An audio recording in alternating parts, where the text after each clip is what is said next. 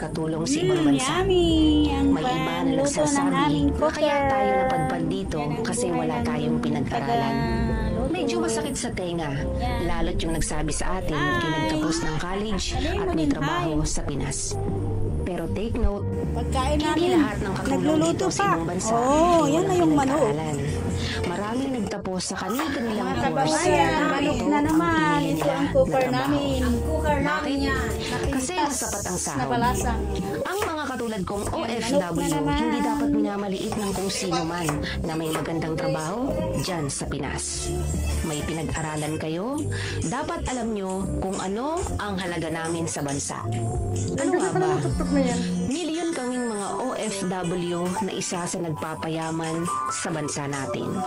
Hindi man ako nakapagtapos o yung tingin ng iba na wala akong pinag-aralan, at least alam ko yung halaga ng pagiging OFW dito sa ibang bansa. Real talk. Minsan, pag nagpo-post yung mga OFW o katulong na katulad ko ng mga gamit na nabili nila or kung ano-ano pa, hindi talaga may iwasan na may magsabi na nagmamayabang, alam naman nakatulong lang. Deserve namin ipagmayabang kung ano ang meron kami. Bakit?